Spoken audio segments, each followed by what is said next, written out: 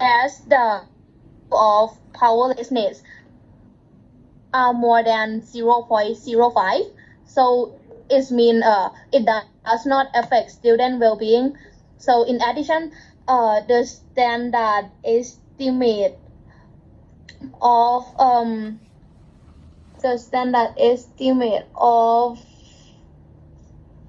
COVID-19 anxiety is highest among those of 4 factors. So this indicates that COVID-19 anxiety provides the highest influence on student well-being. So in conclusion, hypothesis 1 is partially supported by the data. Okay, good, Jirasini. Thank you so much. Just one thing. This is the common mistake that I would like to correct. So other group, every group, please listen carefully. I also provided you comment and feedback in your assignment too. So when you're reading the first table, so when you're providing the table result of multiple regression, you can see that you only need to provide 3 tables, not more than that, okay? Other table, you can just get rid of it. So only 3 tables for the multiple regression. And when you look at the p-score of the f-value, Jirasini, you are right that it is less than 0.05, so it's indicate that the beta is not equal to 0 and that the null hypothesis is rejected.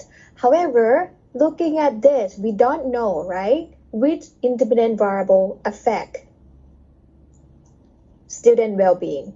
So in this case, we have to look at the parameter estimate too. So in this case, we are going to say at least one independent variable affects student well-being. We are not going to say every variables here because we don't know which one affect by just looking at this table. Okay, so when you say that there is a significant effect of at least one independent variable on student well-being. And then the adjusted R-square, you are correct that it can explain 53.66% can explain student well-being. However, the adjusted R-square is the power of explanation, right? So you only need to indicate the independent variable that significantly affects student well-being. So in that case, it means that social anxiety, social isolation, and COVID-19 anxiety can explain student well-being because powerlessness do not affect, right? So it cannot explain. So we only indicate the variable that is significantly affect student well-being. And the rest of that you have done it correctly and completely. Thank you so much, Jirasini. So here I have provided you with the example of how you would read the multiple regression analysis. So as you can see that one earlier is that there's a significant effect of at least one independent variable. And for the adjusted R-square, you only indicate the independent variable that is significantly affects student well-being. Make sure that when you write the result, you have to make the conclusion that either that hypothesis is supported or not. Okay? So moving on to the next hypothesis is hypothesis number 2, using the one sample t-test. So in this case, can anyone read the results of this table for me? The powerlessness, social anxiety, social isolation, and COVID-19 anxiety are high. However, this is just one example, one part. I have only provided you with the COVID-19 anxiety. We still have the other 3, right? Powerlessness, social anxiety, and social isolation. Min, can you read the results of this table for me, please?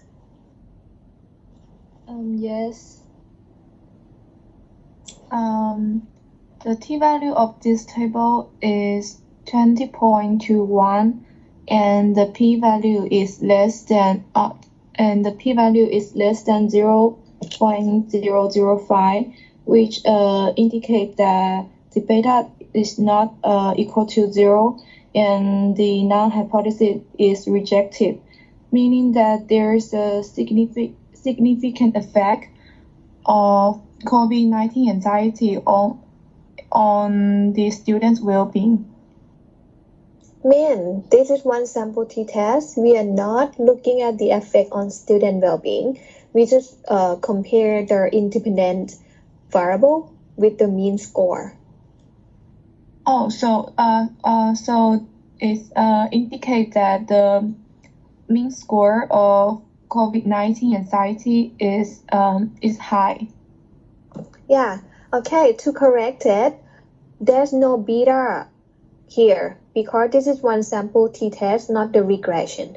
So when you read, you can say that the p-value of the t-score is less than 0.05, which indicate meaning that the means of COVID-19 anxiety are significantly different from 3, right? Because the midpoint is 3. So the null hypothesis is rejected. And the mean score of COVID-19 anxiety is 3.8071, which is perceived as high because it's higher than 3, right?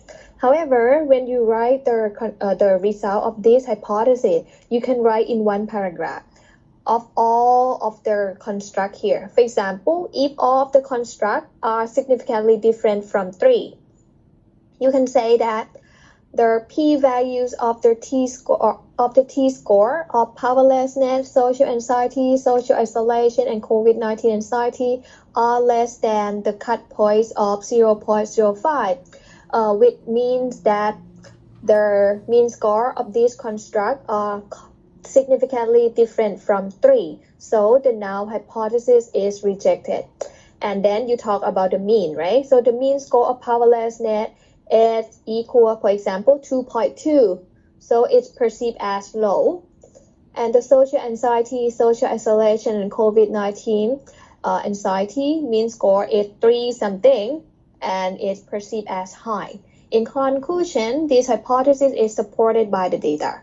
However, if at least one of the independent variables are not significantly different from 3, you can conclude that this partially supported by the data. Okay, so you can make it like a one paragraph for this. Okay. Okay, thank you, Min. And the next is the independent sample t-test. Can anyone help me reading this result?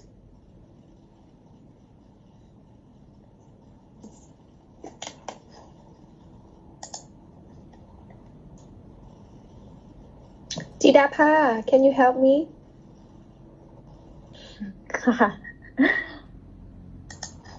Go ahead.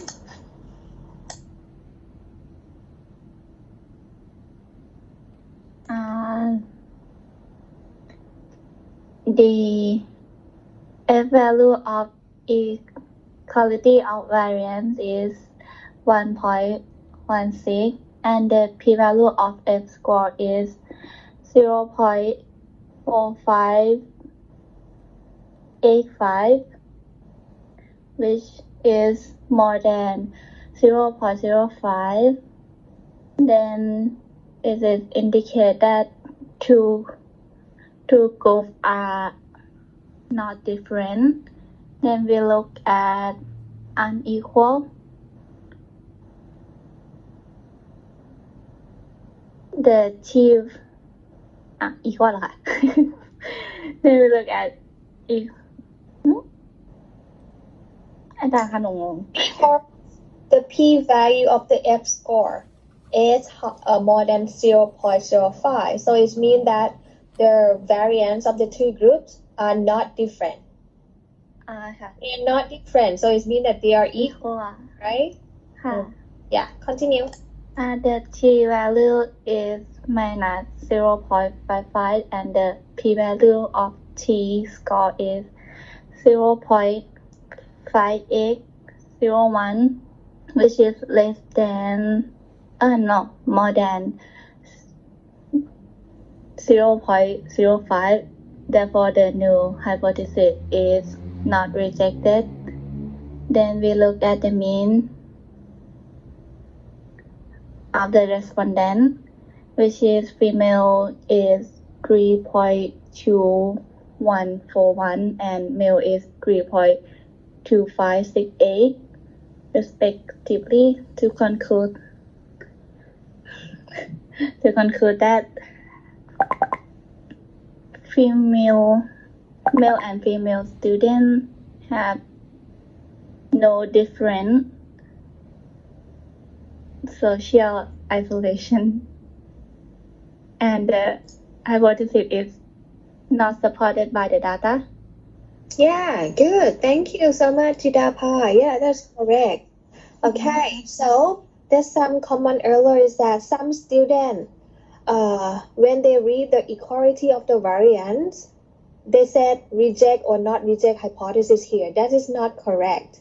The equality of variance is not to test hypothesis. It used to select either you would read the equal variance or unequal variance only. So the p-values of the t-score here, we will use to test hypothesis. Okay, so in this case, it's not rejected, right? So this means that there's no difference between the groups. So the males and female have no different social isolation. However, if the p-value is less than 0.05, you would have to indicate which group is higher. For example, in this case, if the p-value is less than 0.05, you would have to say female students have higher social isolation than male students. Okay? So, thank you. And next, and one more thing. Some of the students, when you write the interpretation of the result, you use the term respondents. We are not using the term respondent. You have to look at your hypothesis statement. You use the term students. So you would have to say students, okay, not the respondent, because you are using the parametric test. So it represents the population, not the sample. So you would say student rather than respondent. So with hypothesis that you would say respondent, with hypothesis that you would say respondent, do you remember?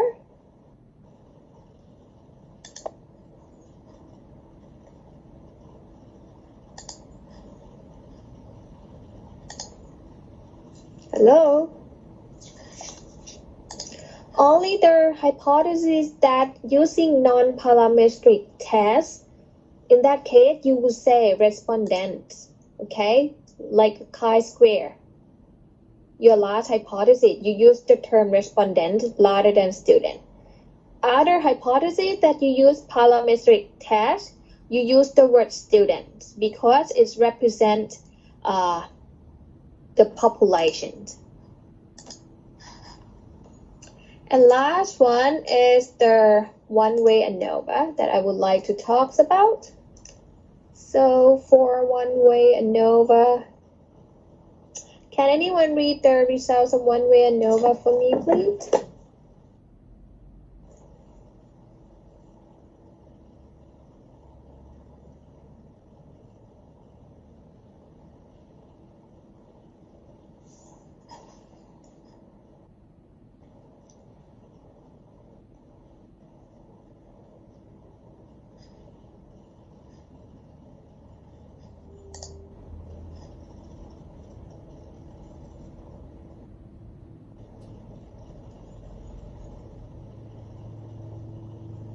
Sathaporn.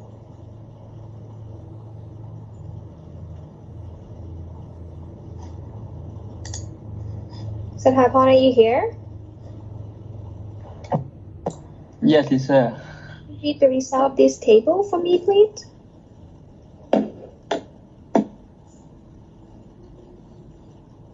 So the hypothesis is that students with different class absent have different social anxiety.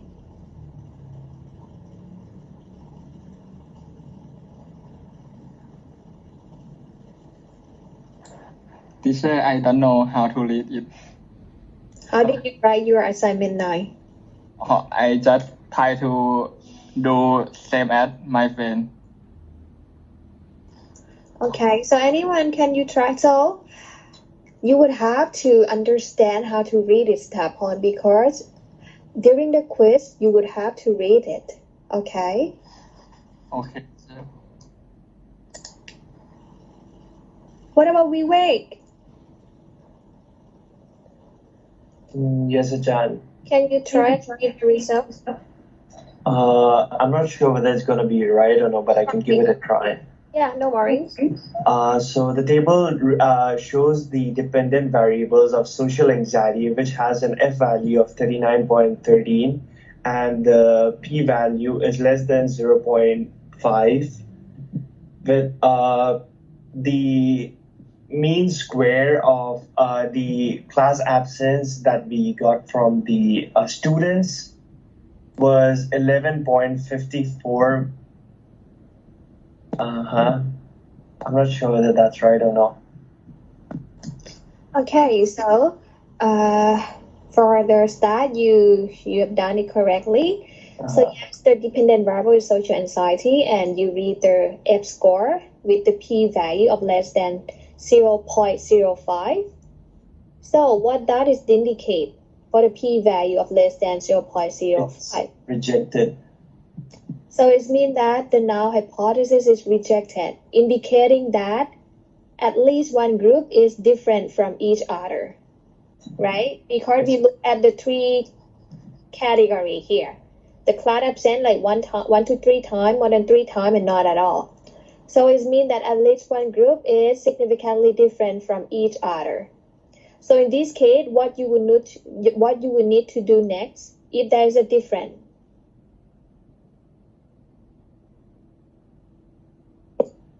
I'm sorry, Ajahn. So what you would need to do, now you don't know which group is different from which group, right?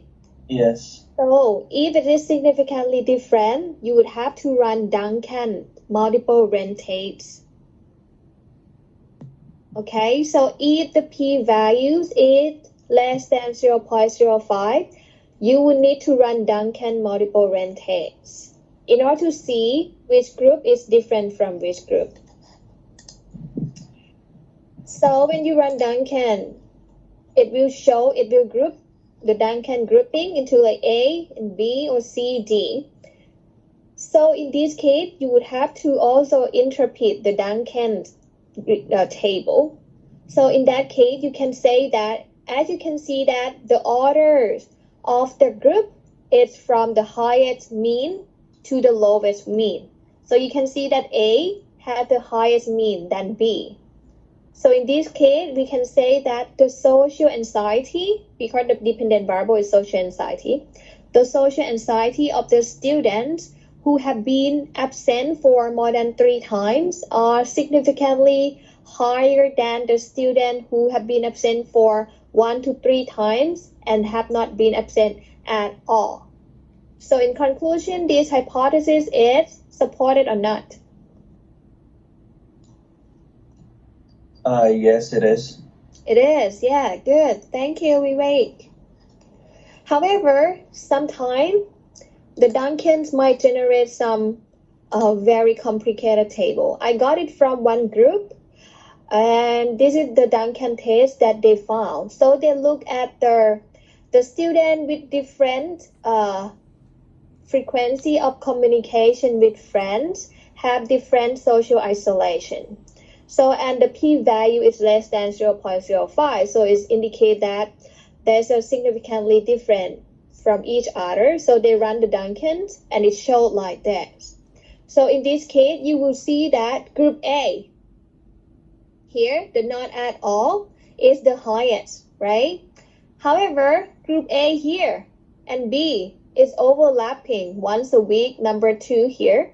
So if you read at the heading here, it say the means with the same letter are not significantly different. It means that if they are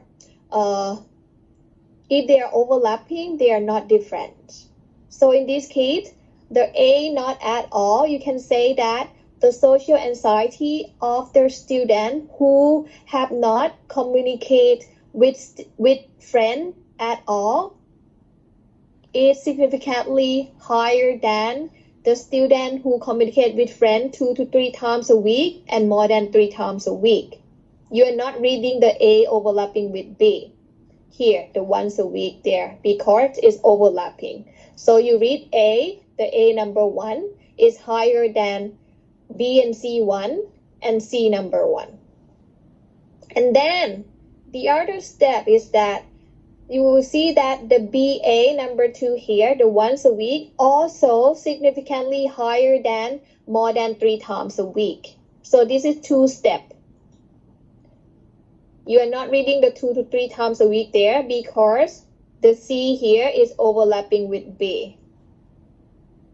And B overlapping with A here. So when you read the step 2, you can say that, and the social anxiety of the student who have been absent for once a week is significantly higher than the student who have communicated with their friend more than 3 times a week. Okay, so this is the step 1 and step 2. So the Duncan table is a little bit complicated. You have to read it carefully. Okay, so any questions?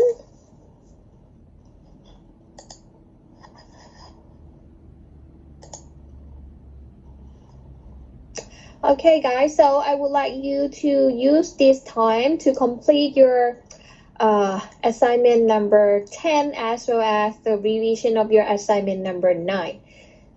Okay, and if you have the question, please feel free to come back to this room. And come back, all of you, please come back here at 5 minutes before 3 p.m.